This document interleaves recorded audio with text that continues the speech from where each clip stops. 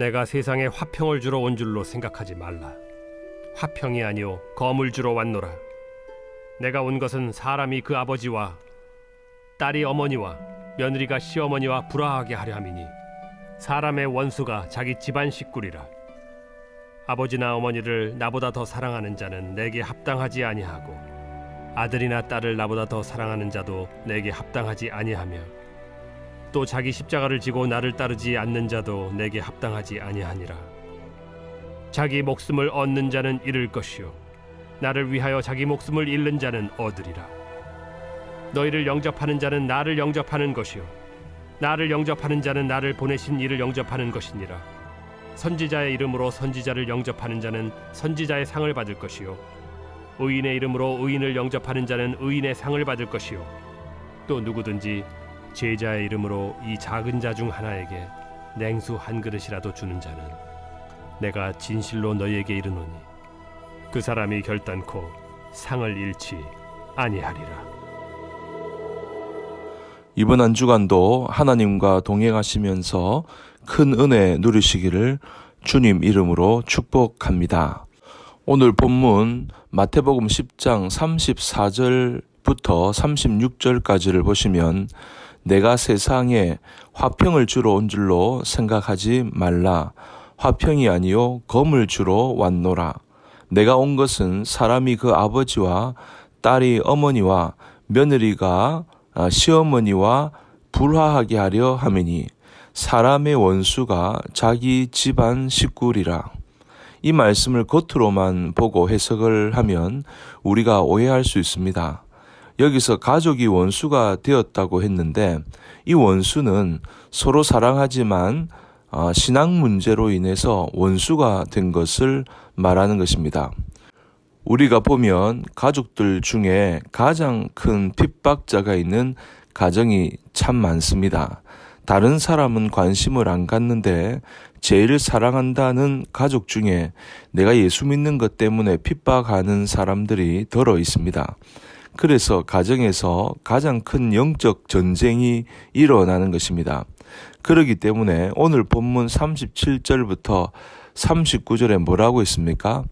아버지나 어머니를 나보다 더 사랑하는 자는 내게 합당하지 아니하고 아들이나 딸을 나보다 더 사랑하는 자도 내게 합당하지 아니하며 또 자기 십자가를 지고 나를 따르지 않는 자도 내게 합당하지 아니하니라.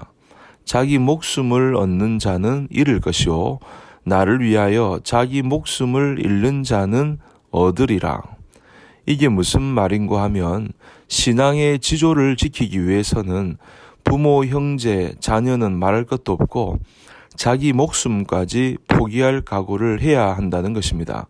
그래야 영적 전쟁에서 승리를 한다는 것이죠. 제가 알고 있는 권사님은 남편이 예수 믿는다고 얼마나 두들겨 패는지 모릅니다. 이 권사님은 남편이 두들겨 패면 그냥 맞는 것입니다. 아무리 행패를 부려도 반항하지 아니하고 그냥 맞습니다. 그래도 교회는 변함없이 나옵니다. 왜 그렇습니까? 죽을 각오가 되어 있는 사람이기 때문에 그렇습니다. 남편이 아무리 때린다 한들 그것 때문에 예수 믿는 것 포기하지 않고 신앙을 지키면서 자녀들을 다 훌륭한 믿음의 사람으로 키웠습니다. 그 중에는 주의 종이 나오기도 했습니다. 그런데 이 남편이 나중에는 나이가 많이 들어가지고 중병에 걸렸습니다. 그래서 점점 몸이 약해지더니 결국에는 교회를 나오셨습니다.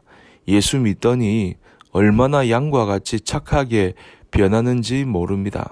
그때부터 주의 일에 충성을 잘하고 예배를 정말 잘 드리고 그렇게 해서 천국에 갔습니다. 그래서 그 권사님 얼굴을 보면 그냥 빛이 납니다.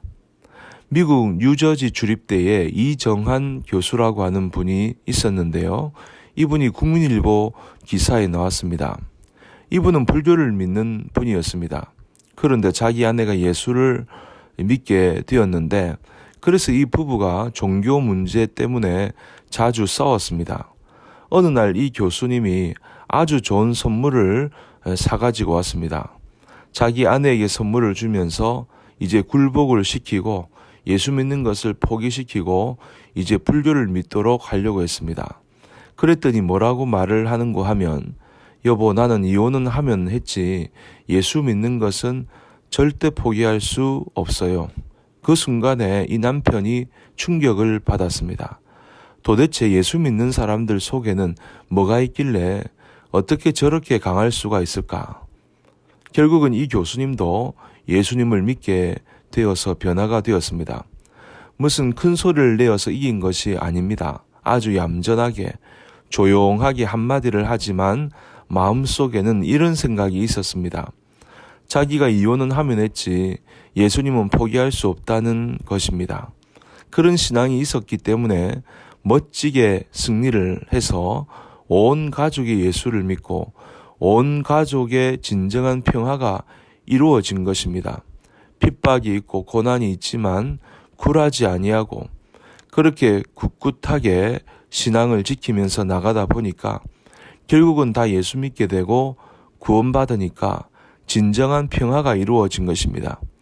여러분, 핍박이 있지만 고난이 있지만 신앙을 잘 지킬 수 있기를 바랍니다. 그리고 신앙 때문에 고난 당하는 분들이 있다면 하나님이 주시는 담대함으로 승리할 수 있기를 주님의 이름으로 축복합니다.